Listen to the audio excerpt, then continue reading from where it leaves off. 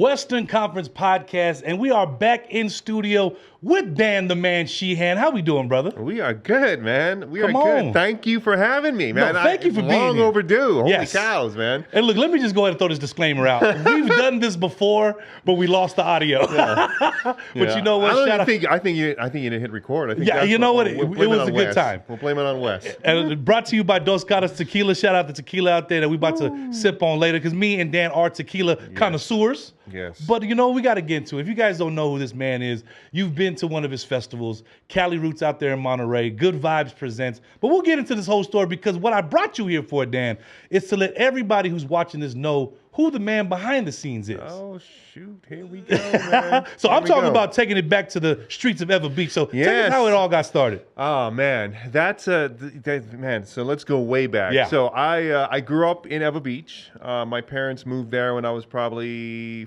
5. Before that, I lived in Waipahu for a couple years. Come on. He's been in both hoods. Yeah, exactly. So I grew up pretty much the only white guy in it. You know, like I don't refer to myself as a haole. You know what I mean? I mean my skin's white, but you know, as we know, haole is not white. It's more of a mentality, and I don't have that mentality. So, I grew up at Ever Beach. Went to Poakea Elementary. Went to Ilima. Went to graduated from Campbell, class of '95, Sabres. Played football there, and then moved to the Bay Area with a bunch of friends. We went to Foothill College. Good old Foothill. Yep, good old. Went there to play football. Didn't quite work out for me, but I went up there. My classmate, I graduated with Tanoa Kapana, which is 3+. Come on. And played in 3+. Pretty much they started 3+. Yeah. Pretty much while we were all together. And Shout out to Noah, man. Yeah, and Carl Zinsman and Marcus, and so it was really that's how it all came together. And I fell in love with reggae, obviously in Hawaii, like growing up listening to the Itaus and the Gladiators, and obviously Bob Marley, and like the first Damian Marley album that came out, and that was stuff that I grew up on, because that music is like part of the it's part of the culture of Hawaii. It's ingrained, and it's pretty much the only place in the country you can go to and listen to reggae on a commercial radio. Well, because the scenery matches the music as well. Absolutely, and it's part of. I mean, it's part of it's part of the roots. Yeah, man, absolutely. And so I was able to kind of really reggae was definitely a huge part of my life, and I was huge into reggae, collecting CDs. I had stacks and stacks of books. Remember the CD books. The CD books. Come on. Oh my God, dude. And so moved to the Bay Area, did all that, and worked at Trader Joe's for a while. Yeah. And then I went to a festival called Reggae on the River. Got it. Oh man, and, legendary festival. Yeah, exactly. I mean, that's kind of what really kind of like opened my eyes to like what live events are, because I mean, I saw Oswald at the Waikiki Shell, and that was my first concert. Was Oswald at the Waikiki Shell. I was like 8 or 9, dude. Like, I was supposed to be sleeping over at a friend's house, but we went straight to the back fence. And so went to Reggae on the River, fell in love with it, and then I was like, I got to get a band on here, and then so I kept on hitting up the people that are putting it on, Carol Bruno and Jenny Foster, who were putting on Reggae on the River, and said, you got to get this band, Natural Vibrations, on. And they were like, all right, because I was very persistent, and got Natural Vibrations on the festival. I believe it was 1998. And it was your doing of getting them on. Yeah, absolutely, definitely pushed hard on it, pushed them. I mean, their music was really kind of, and then they got on Reggae on the River, and they asked me, can you book like a little tour for us? I'm like, sure, why not, man? And so you're learning on the fly. Learning on the fly, man. I was, I was living with 5 other roommates, and all from the islands, and so Natty Vibes stayed at our house. Like, they set up tents in the backyard. They, Penny slept in the garage. Because the garage was a converted room, and Penny Dean slept in the garage with us, and like. It was a whole thing. Enos was out in the backyard smoking, and it was it was a lot of partaking back then, and. Before it was legal. Exactly, way before. And then we started a tour. I booked a bunch of dates, and we did Oregon. We did the Wave. Remember the Wave? Oh yeah, man. Yeah, the Wave. The Wave. Yeah, oh yeah. It was like it was such a cool little spot, and they sold out Heineken's, and I kept on telling them like, bro, you guys need to order more beer. Like, make sure you have more beer. Nah, don't worry, we do this all the time. Ran out of the green bottles. And that was a problem. And so did a bunch of dates with them. I was making flyers, like 4-up flyers at Kinko's. Man, cutting them myself and grassroots. Exactly. Oh yeah, man. Yeah. Oh yeah. And that was kind of it, man. And I just fell in love. I fell in love with the music business. I fell in love with putting on shows. And Reggae on the River was kind of like the spark that I'm like, oh my God, this is what I want to do with my life. And then I moved to Guam for 2 years, and I was a radio DJ out there for 2 years. Out in Guam. Out in Guam. Okay. I was a music director and the nighttime DJ. I was Irie Dan, the Red Eye Bandit. Good old Irie Dan. The Red Eye Bandit, man. The Red Eye Bandit. You know what? We got to use that one on the next time. Oh yeah, no, man. The Red Eye Bandit. Red Eye Bandit. And then I had a segment called Marley Memories. It was Marley met a bunch of Bob Marley songs all rolled up into one joint. And that was my thing. And so that I was able to do shows on the radio's dime. Like I did Maxi Priest, and we did, Calipana and these bands. And so I was able to kind of learn with somebody else's money, which was awesome. And then, good way to learn. It is actually really not on your dime, yeah. Then I came back. Then I moved back to Cali, and that's kind of like we really leaned in. Cali Roots came around. We started doing that, and the rest. No, don't just throw it out like you. Wait a minute. But before we even get into then Cali Roots, just no. You just see how these shows go right bypass that one. But before we get into how the Cali Roots came about, how did you grow up and be with the boys and you still don't have a pidgin accent? Or you could turn it on and off. I could turn it on and off. I was about to say. I had white parents, and so I had to turn it on and off. I couldn't talk pidgin at the table. I couldn't, at the dinner table, but I could turn it on and off. Got it. And so it starts coming out. It will come out this weekend. It starts coming out, and people always trip out because people that don't know I'm from Hawaii, they look at me like, what accent is that? Yeah. You sound like you're from New York. I'm like, nah, man. It's coming out of a white guy, so you don't really put the two together. So. It's crazy because the pidgin accent always comes out whenever my parents, we all go back to Hawaii, my mom will go full pidgin. We're like, wait a minute. Who is this Hawaiian lady? Exactly. That we grew up in the Bay Area, so it's definitely, a good thing to have in your back pocket. Absolutely, 100%. Like I said, it will come out this weekend. Yeah. And once I get a little tequila in me, and it's even more, and then Jerry comes around, and we're just then it's game on, So. And get back. So look, you got all this experience being in Guam, being radio, being in this music scene. Now you got to get to this Cali Roots because we were talking about one of the biggest festivals that California have seen in a long time, and consistent. Yeah. Tell us how it went from a small. I'm gonna let you tell it, and where it is now. So my partner on Cali Roots is Jeff Monzer. Yeah, shout out Jeff. Shout out to Jeff. He founded it, and then hit me up in year 3. By this time, we were knee deep in doing a bunch of stuff. The music business, the music industry is what I do, and so we were doing a lot of things. We had our team, and he came to me and said, "Man, I need help, man. I need help with this. This thing is, it's past the point of where I fully understand what I'm doing. Yeah. Not understand what I'm doing, but just kind of how do we take it to the next level." So I came on in year 3 as a partner, did all the talent buying, switched up the ticketing, got the marketing dialed up, and year 3, we had Pepper headline one night, Soja headline, and in my office, you have to come by my office one time in Monterey. I have all the years are lined up, and so you can see from year 1 to where we're at now. The growth, the growth, and so we were, then year 4 we sold out in advance. Year 5 we sold out in advance. But before that, it was just one stage. Correct. It was just one stage. One small stage. The first festival was, I think, about 1,500 people. Yeah. The second festival was about 2,500. Year 3, when we came on, we elevated up, picked it up to about 8,000. Nice. That's a huge jump. It is a huge jump. It is a huge jump. And I always joked, we were just kind of running along the side. We were just trying to keep up with what was happening with this growth, and. Cali Roots has become it's a within this space it's a household name, right? Absolutely. Look, there's festivals that have damn near used the same name as ours. Not to mention any names, but not to call them out or anything, but I'm just saying. But it was Cali Roots it's such a big part of our lives, and it's become this thing, and as we progressed and kept doing it, and it kept growing, and the people kept embracing it, and when we moved into the bowl, which is year 5, we sold out 12,000 tickets 6 weeks in advance. And back then we were the only festival of its type in the country. You know what I mean? And is that something that you wanted it to be, that type of festival that kind of have different genres, not just one. Correct. Yeah, and that originally it was started kind of like as a backyard party to kind of showcase kind of like the American reggae scene. Yeah.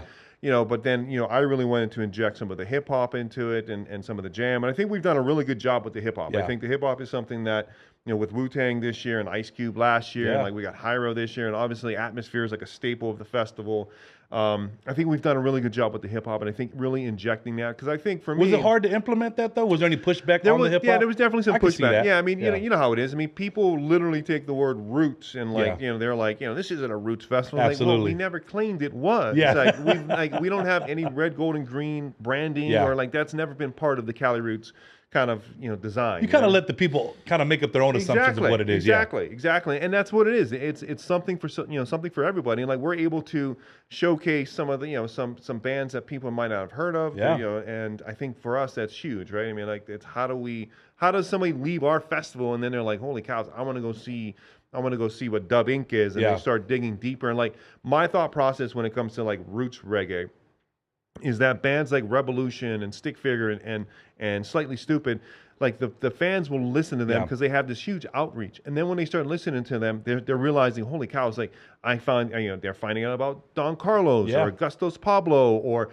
various other artists as they start digging deeper. It's like it's like anybody that knows like like going to a record store, what I mean? Like you're looking at vinyl and stuff, and all of a sudden like you're digging deeper into it, and like the idea is that that's how it works for Cali Roots. And so like we can still showcase some of these roots artists that are the foundation of reggae music, and so which I think is important. I think we're losing a lot of these roots artists. They're like they're passing away. Yeah, they're falling. Yeah. And so we're trying to make sure that we're still paying tribute to that. But like at the end of the day, it's the music business, right? And like the business side is important, like because I got to sell tickets, right? Like you got to sell tickets. That's to pay the the tough bills, part too, because you definitely got to sell tickets, and like we're talking about the sell, and we're talking about so many. It's hard dealing with so many different genres, right? Yep. Because you kind of have this idea, and you can go through so many minds and heads, and once the public gets a hold of it, now it's kind of like it takes away from what your actual thing is. Now you have people saying, "Oh, this is what I thought it was. Correct. This is what I think it is. This is what I think it should be." But it's like, okay, just buy the damn ticket. Exactly, and that's it. Right? Just buy the ticket or don't. Yeah. You know what I mean? Like, and my team, has really kind of pushed me not to be on social media during announce time because, honestly, like it's weird to say, but like announce day for Cali Roots used to be so fun. Now it's like now it hurts a little bit because like everybody's like, oh, you should put this band. Why isn't these guys on? Everyone's a producer at that point. Everybody's a producer, and then like I'm like, dude, why don't you like go like be my guest, round up millions of dollars, go do your own festival and do what you want. You know what I mean? Because at the end of the day, it's like. We're doing our best to put out the best possible lineup that will sell tickets, but also like, be able to feature bands that might not, have much recognition or new bands coming over from Europe or New Zealand or wherever. It's a huge job that we're trying to do here, and it's always frustrating. People are like, I just don't even look at our comments anymore because I'm like, dude, whatever. It's tough because that's kind of a main reason I wanted to bring you on is because kind of tell the people out there it's not as easy as people think. No, it's not. And I've seen it firsthand. Being a part of Cali Roots and kind of seeing the behind the scenes look of it. Like a lot of these comments that I see, and I always find myself wanting to defend it and be like, oh, you don't know what goes into because the longer you be a part of it, the more you're like, I'm a part of this too, so I see what goes on behind the scenes. But definitely, it was to bring you on and say, look, it's not that easy because you're mixing genres. First of all, that's already a task at hand. Right. Then you're also trying to make everybody happy. At the end of the day, one is that can say, look, these are the groups and the bands that I like, and we're going to put them together and put this product out. And I think it's working for you since then. Absolutely, and that's it right there. It's like we're putting together like. Like I said, there's other festivals that are similar, but I feel like we're bringing some of this stuff that might not be like the Dub Incs of the world, right? Like it's like these European bands or some of these other more obscure bands. We're still kind of sprinkling that in, you know what I mean? But like I do need to like book the Stick Figures and Revolutions of the world because they can sell 8,000 tickets. Exactly. It's like that's part of the process, and. It's like it's not. There's never. Whenever we put an artist on and they're billed lower than they think that other artists. Man, I was just about to get into that.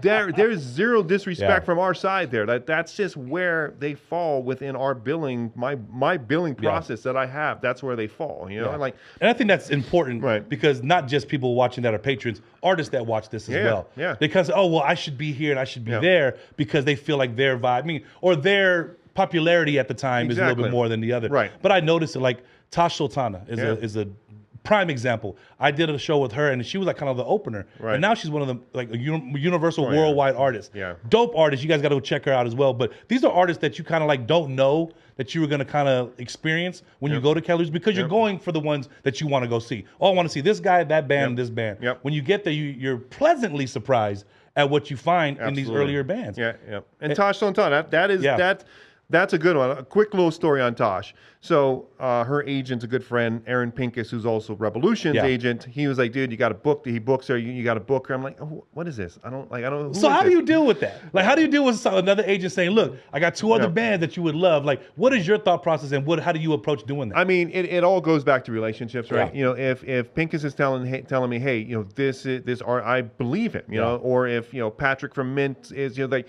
there's relationships, you know, Brian Edelman from William Morris, like, these are agents that I have long-term relationships with, and I trust, right? So, like, if Pincus is telling me, like, no, you need to book her, you need to check this out, I'm like, all right.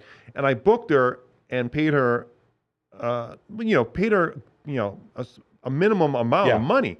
The next time we booked her, we paid her a lot more, you know, and now she's getting a lot more. But like, that shows you, like, you know, that shows you like the growth of an artist like that, and you know, he was right, and now she's, you know, she just played, you know, that other festival in Long Beach, and we just, you know, she just announced the U.S. tour, like she's crushing it, you know. And we're talking about other festivals. Do you kind of got to keep your ear to the street to see what festivals are going on, what, you know, what genres are, because you got to kind of keep what you're doing still fresh, right? Yep, 100%. So how do you go about doing that with your research? That is a daily process. I am constantly, you know, it's you know, that's probably my primary use of Instagram. That's my primary use of, you know, I'm just constantly like seeing what else is out there and how they're marketing and how they're marketing. I mean, it's like in no way, shape, or form are we like, you know, we are always learning, right? Every single day we're learning on the marketing. Music biz. and marketing, as you know, like marketing, like it evolves like literally by the minute. You know, and so it's like, what else are people doing? What cool things can we adapt that someone else is doing? And like,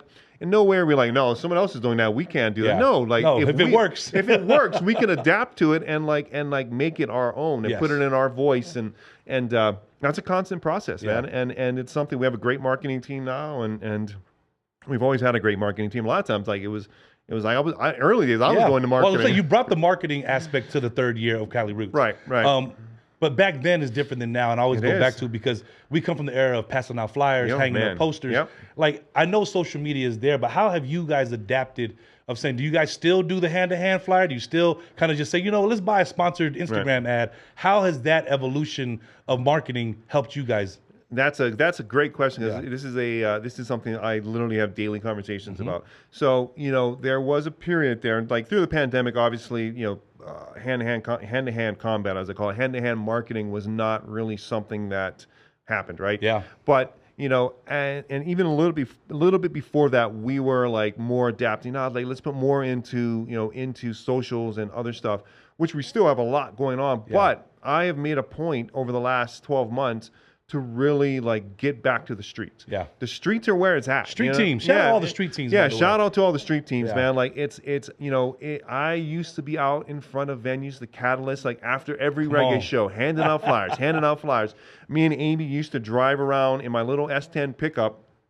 She had the staple gun and the posters, and we would just drive, and we would hit these bus stops in UCSC. Guerrilla marketing, exactly. And we would do this constantly. We'd hit the college campuses, go into the dorms, knock all that out, put flyers on all the doors, all the hot spots, man. And now I'm pushing my team to like, we need to get back to that because like that is where it's at. Yeah, because like you know, social media is great and it serves its purposes, but it's I think we all put a little too much into it. You know and I'm glad you said that, because I'm glad when you have somebody who has done the guerrilla marketing, they can appreciate more of doing the marketing they did today. Because I see a lot of these kids, just throw it on Facebook or throw it on, and I'm like, you guys never passed out a flyer before. Never passed out a flyer. And there's these new marketing guys that are in these marketing companies. Oh no, we'll just get all these ads. I'm like, they never hung up a poster before, Yep. and they never went to like the L&L and say, "Hey, is it cool to exactly. deal with these restaurants and say, hey, is it cool?" Nah, I don't want that. Okay, cool.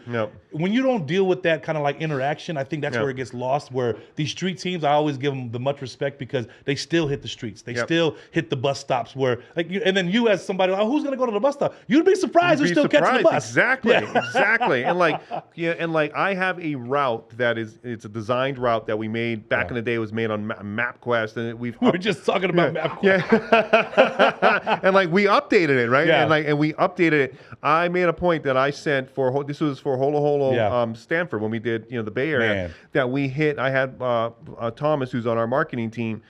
We put him in a car and we had him drive and do all the Bay Areas, all the plate lunch places, all the Hawaiian hotspots, all the island hotspots, the island markets that you have to hit. Exactly. And they went in and he went and it took him 10 hours to do it, and it was a loop. It was a perfect loop from San Jose. But that 10 hours of putting in work goes a long way because I think you have these conversations with the mom and pop. Because if you do have something else coming up, hey, I'm gonna be here with the next event. Is it cool? And build those relationships. We were talking, me and G were talking about MapQuest because that's what you took to get here. But that's besides the point.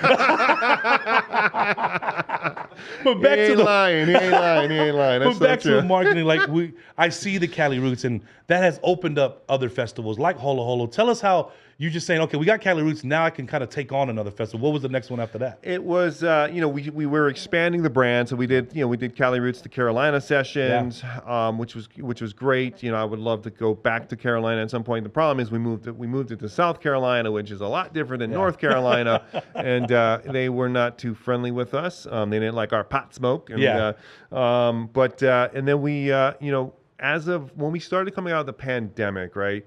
We really kind of made this whole like vision of good vibes, and like we sat down, we planned out 23 and 24.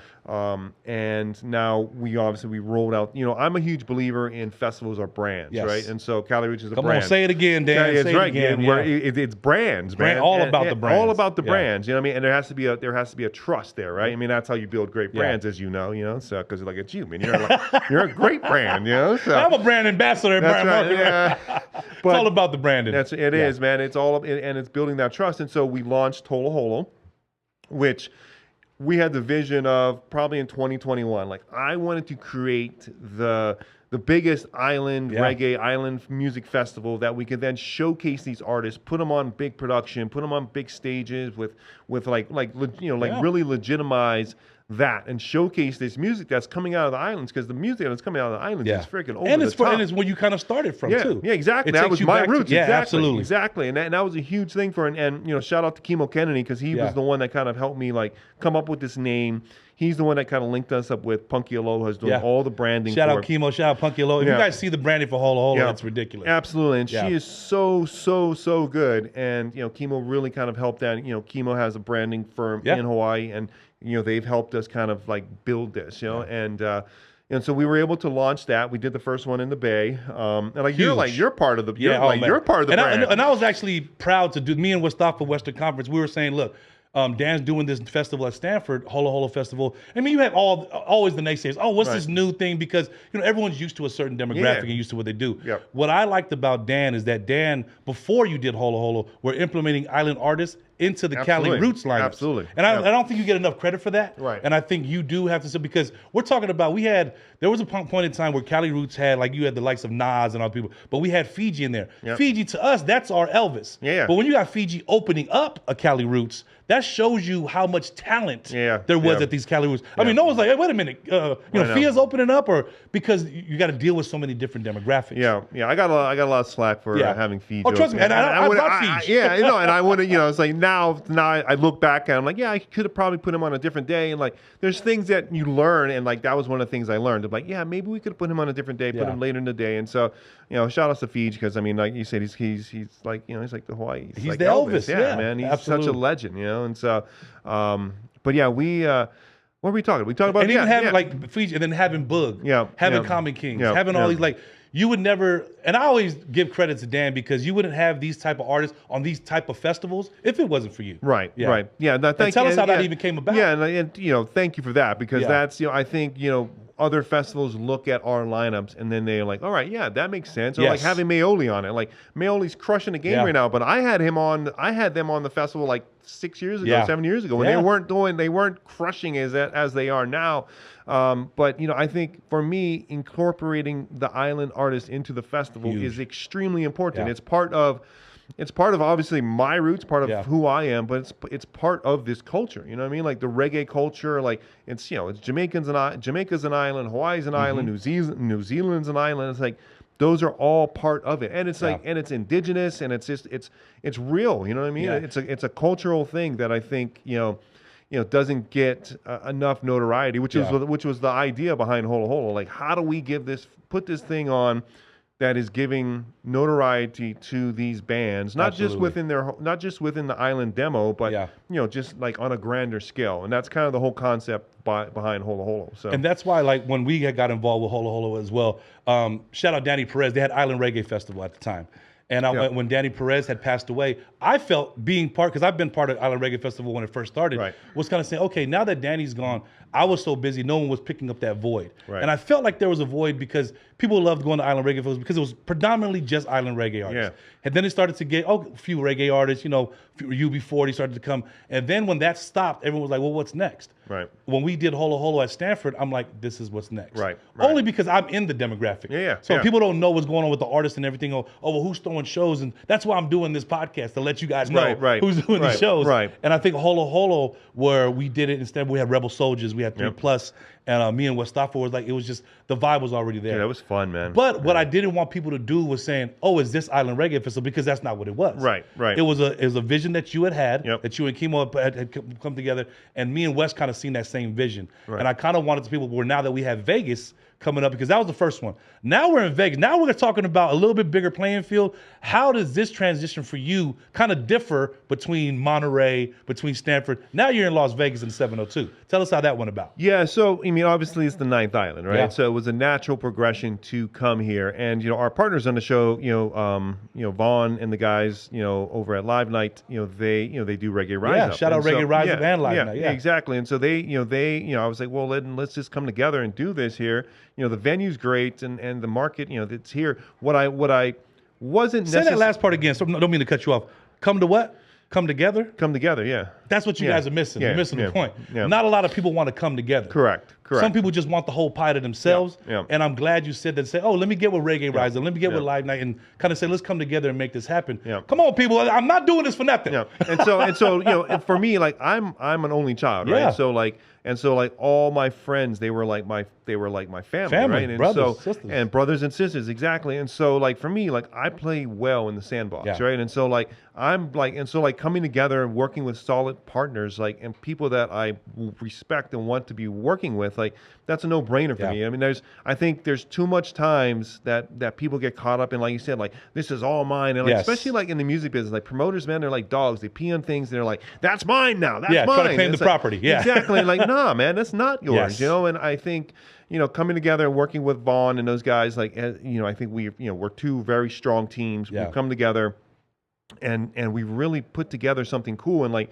this will be a staple of, we will continue to do Holo Holo Vegas. Like, this is something that we want to continue to do. We want to continue to build, and again, like, how do we incorporate more of, the island businesses and, the island owned businesses? And that's kind of what, like, our vendors that are out here too. Like, the vendor list is ridiculous. Exactly. And like, they're all here, like they're, and like, this is a big part. And so, I think for us, we're looking forward to Vegas. Obviously we have Sacramento as well, which you guys are. I mean, I think you're going to be in all of them. So.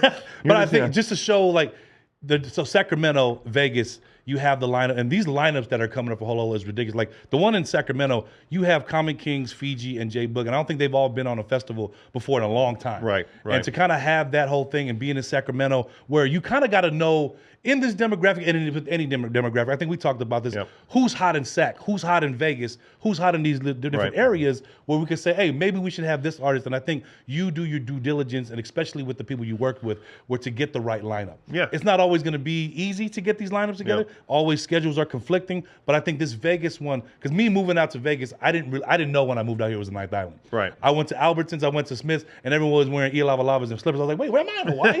And somebody had told me, hey, this is the 9th Island. I didn't know that. So when you had came to me and said, hey, we're going to do Holo Holo in Vegas, I'm thinking genius. Right. Right. And then I went to a couple of the reggae Rise Up shows with Boog and Common Kings and just kind of see everyone go crazy in Las Vegas, where I feel like this Las Vegas inaugural one is going to be so dope. Yeah, and that's and again, like one of the things I didn't account for in Vegas is like there is just a lot going on. I was about to tell. Like, I called Dan. I said, "Bro, you know that weekend there is Lovers and Friends, which I'm an R&B dude. Yeah. They're talking about the likes of Mariah Carey, Chris Brown, Usher, where it all falls the same weekend. But the thing about we just talked about, there's enough for everybody. Yeah. And that's something that I've learned living here for the past couple of years. That even if there is a festival going, there's a demographic that's going to fill those seats at Holo Holo Las Vegas. That after that, let's go see Usher. After maybe they'll come after that. But there's a lot of reggae shows and that as well. But you kind of put it together where the vendors are big. Because I got vendors hitting me every day. How can I be a part of this? Where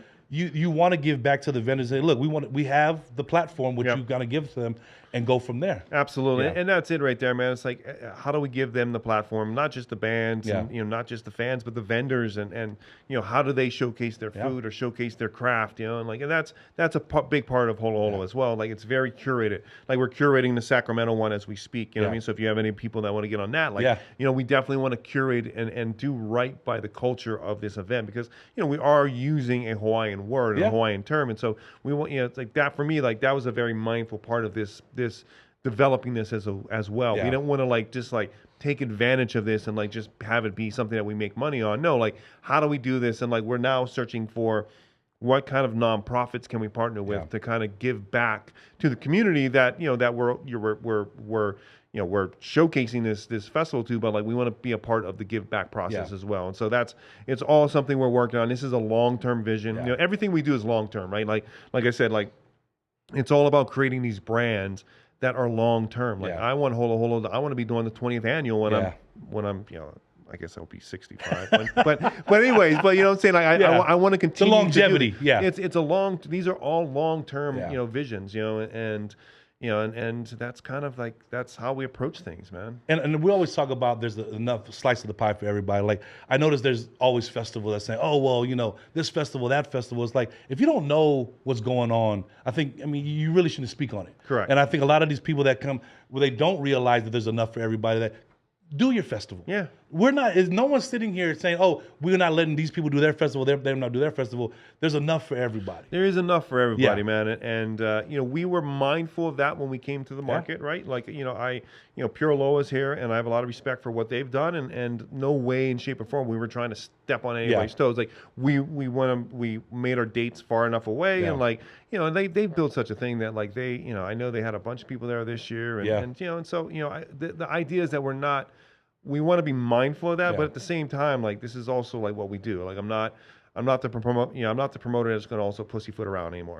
We don't need to anymore. Exactly. We're not coming there swinging a big stick, but at the same time, we know we're good at what we do, and we're going to continue to do it. And that means coming in and disrupting a market, I'm a disruptor. I like disrupting, But I think it goes back to what you said earlier too. It goes back to the relationships.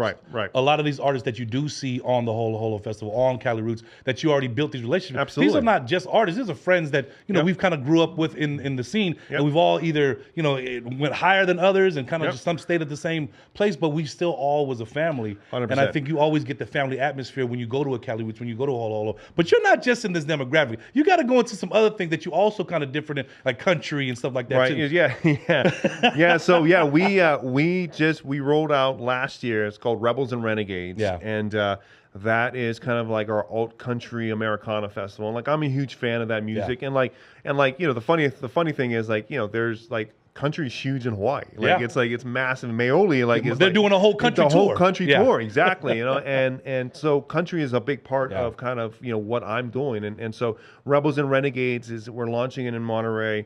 We're talking about potentially bringing it to Vegas next year. The idea is that we do Holo Holo and Rebels and Renegades at the same venue back to back. Nice. So I don't know if I can stay in Vegas for 2 weeks, but I'll probably fly home and fly back. But yeah, that's we're huge fans of the music, and it's kind of we have Turnpike Troubadours and Whiskey Myers and some of that kind of alt kind of outlaw country, but we mix in Americana and folk and stuff like that. So we just went on sale with that one, and it's crushing. And I lost so much money last year on it. It's a new festival, right? And that was my next question. Right. Like, all these festivals that you do aren't just all money makers. No, you're gonna have your losses and your wins. But yep. Tell us about these losses that don't deter you from kind of looking for that next win. You know, I think what separates the real promoters from the wannabe promoters is how you can take a punch. Yeah. You know what I mean? And like, we can take a punch. You know, yeah. like, and we lost a lot of money last year on Rebels and Renegades, but you know what? We believe so much in it that like I got up, dusted myself off like I usually do after a loss,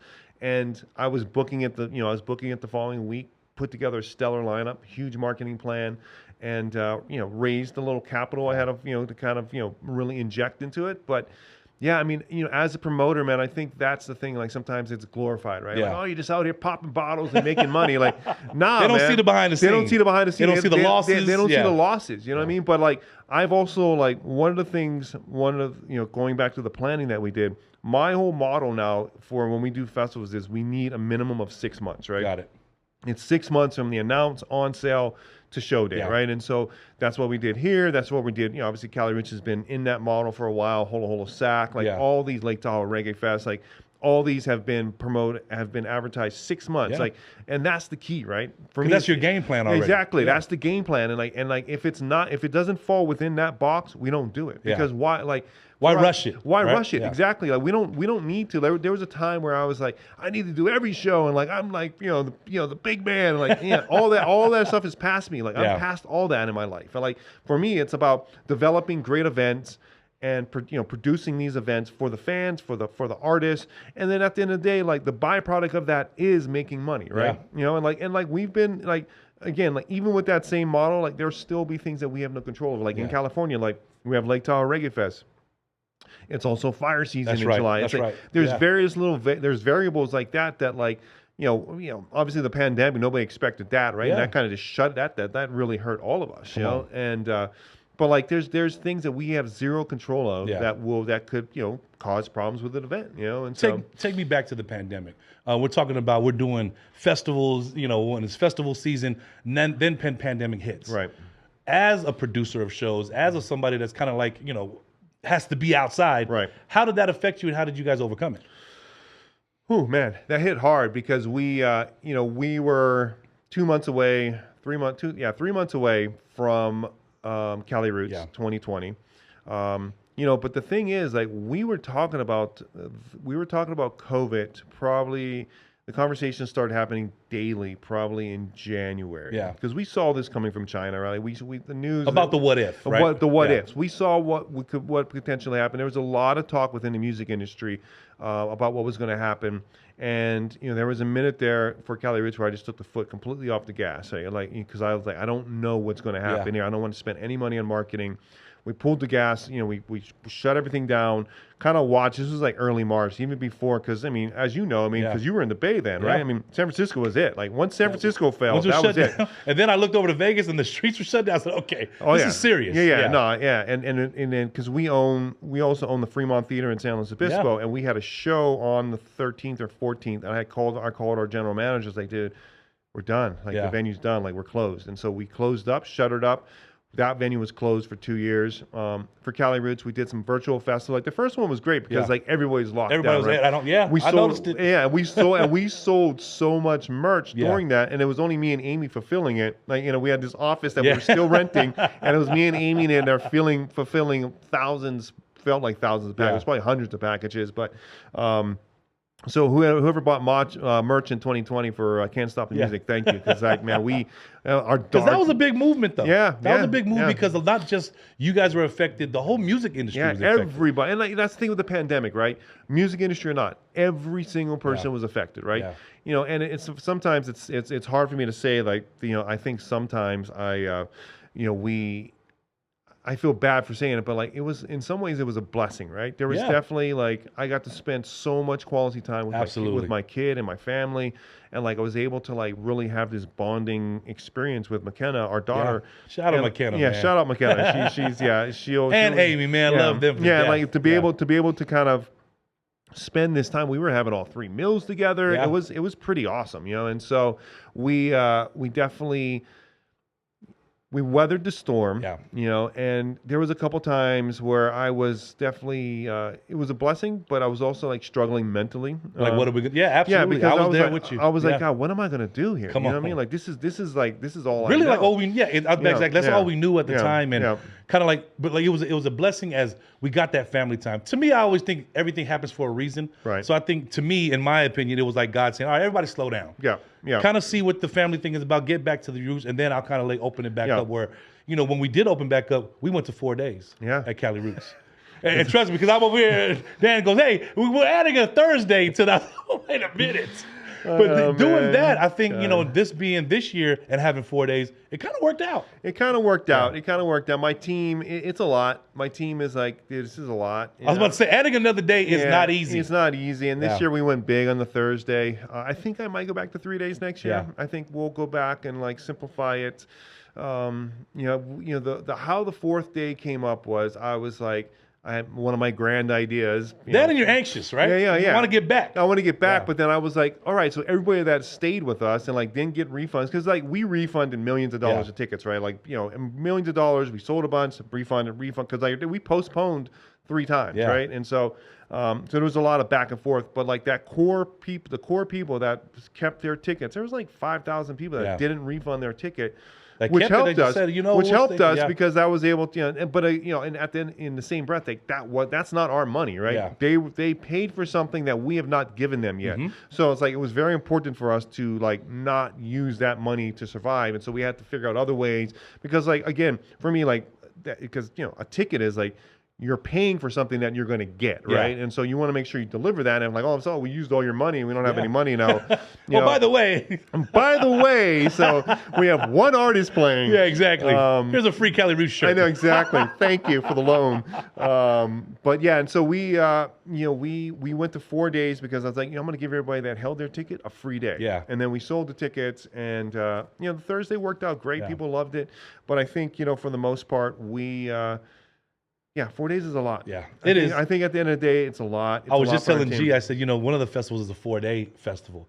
And if you're a festival goer, after the 2nd day, you're like, this is it for me. Yeah. It depends if you have the right talent and if you have the right vibe. And CALIROOTS is always a vibe. That's why the 4th day kind of worked. But like I always tell people that are trying to throw festivals, you know, master that first day. Correct. Master that first day, and if you can get a 2nd day, do it. There's like, oh, well, CALIROOTS does 4 days. Like, you guys have no idea what's going into this 4th day. And I think once you master that first day, you can think about doing a 2nd day. But like you said, going back to the 3-day festival, if it was to happen, if it wasn't to happen, I think people would kind of like say, okay, we're kind of just following your lead at this point, right? Yeah, absolutely, exactly. And that's kind of right there. But you know, I've become a fan of like 2-day festivals. Like, I like these Saturday, Sundays, man. You get in, knock it out. You know, it's like people can like get off. They don't have to take that extra day off of work. Because like what we're finding with 4 days, like it's a lot. It's a lot of money, right? So like you have to take 2 days off of work, or 3 if you're coming down on the Wednesday.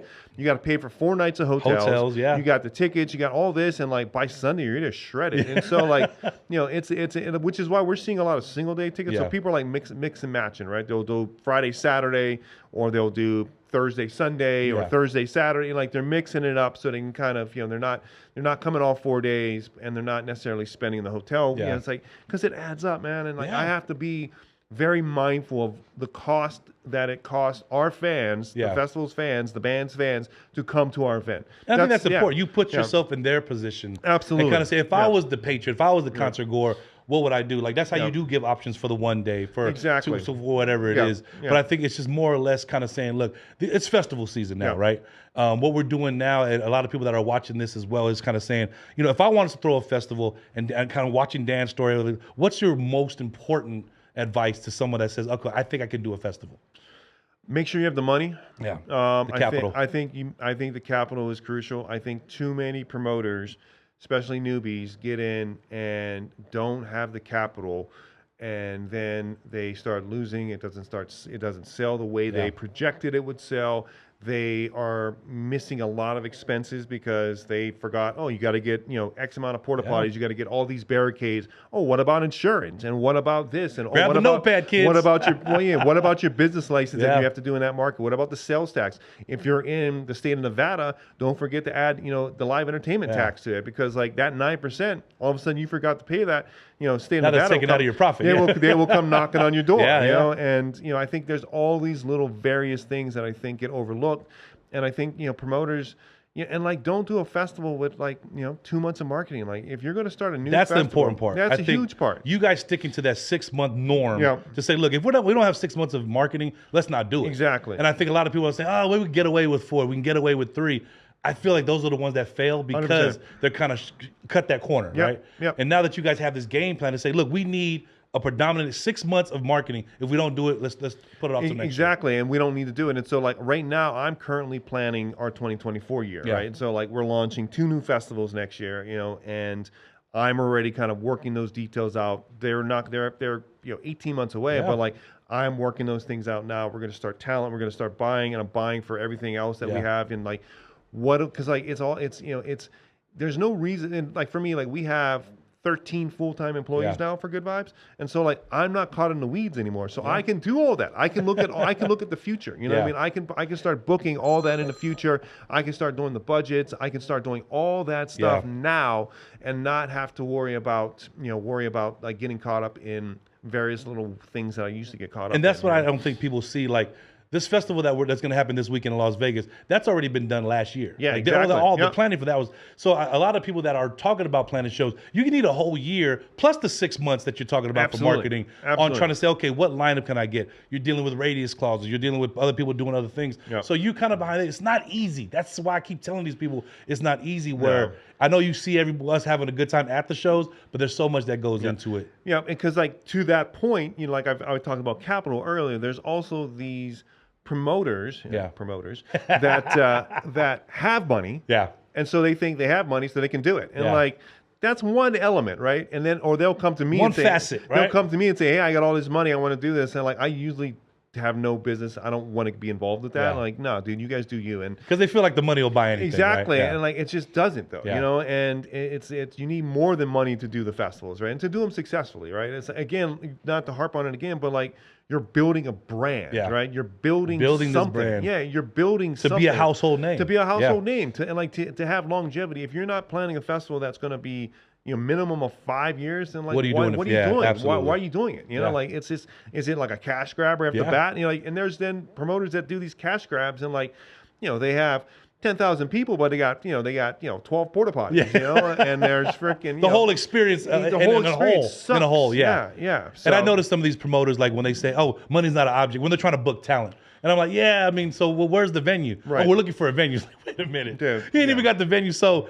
switching from a patron, I'm going to go to the artist aspect of it, where they go to these festivals. How do I get on that stage? How do I get on this stage? I talked to Adam from Ineffable about it, and he was giving us like the hard ticket count. How does somebody that's an artist that's watching right now say, I want to be on a CALIROOTS or a Holo Holo? What is their steps to you to even try to say you'd be in consideration to be on the lineup? I mean, for me, my research process is obviously social media. I look at touring. I look at who their agent is, and sometimes it's not like, unfortunately, like there's 2 steps before they get an agent, or 2 steps before they get a manager. And so, I'm looking at the hustle, like I'm looking at the grind, and obviously the quality of music, right? Like quality of music is a big thing. We get emails every day from people, hey, book my band, but they don't send anything. And like, okay, so what, okay, so who is this? You know? And so like, I'm no offense, but it's usually a delete. But like, I think it's hustling, you know what I mean? Like it's being in a band, especially starting off in those early years, it is not easy. It is not easy. And I 100% respect the bands that like are in those vans and they're doing these overnight drives. And I think it's harder that way. Yeah, it is. Because you've seen these people go through what they went through to get to where they need to be. Where you have these people, oh, look at my YouTube channel. I just sent you the YouTube link. Like, wait a minute. I'm not looking at nothing. Present it the right way. Exactly. Say this is where you guys came from. Give me a bio. Give me something where there has to be a little bit more to it, right? Yeah, absolutely. I'm gonna give a shout out to Kyle Smith. I don't know if you're familiar with Kyle. Kyle Smith. You ever hear of Kyle Smith? Kyle Smith. Kyle Smith this guy is like grinding like no other.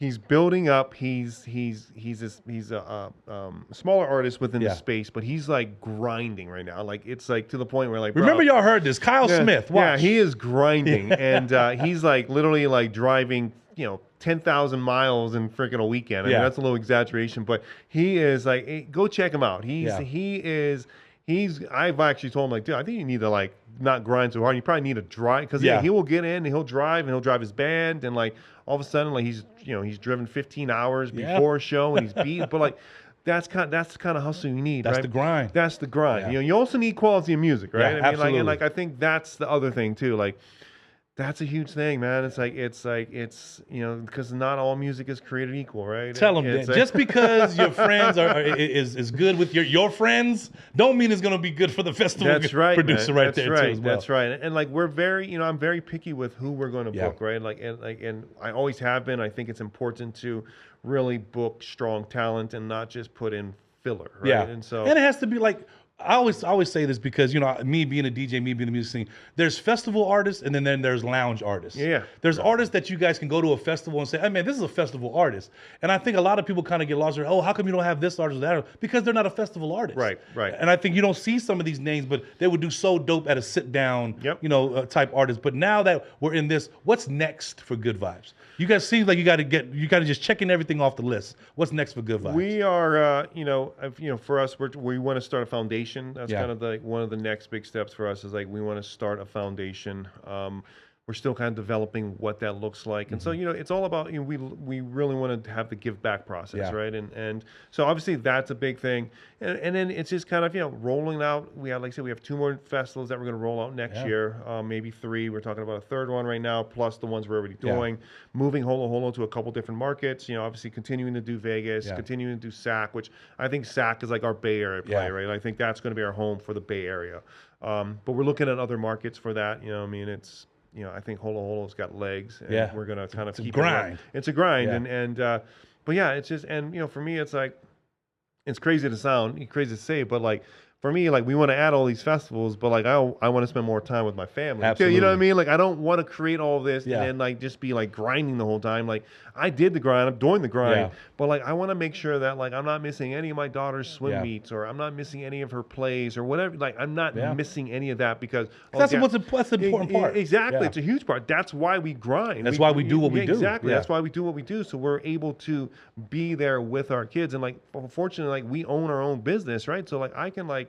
You know what? I'm taking off today. Taking a break, I'm gonna go hang out with my kid because that's what I want to do, and I need that mentally. Yeah. You know what I mean? And it's good for her because I want her to grow up with with a dad and a mom that's really present. Yeah, you don't want them to be like, oh, they were never there. Yeah, they're at a festival again. Those damn festivals. But and those with McKenna, she grew up in the festival life, but she's growing up in the part. Yes, she's growing up. She's definitely a part of the family because everyone kind of knows that this is where it's family oriented, right? Yep. And a lot of the festivals that we do are all ages, family, and you see at the festival, you would think you would be the guy who's pulling your hair out, when really you're taking McKenna to one of the vendors, and I think that's what's important when people see you at your festivals.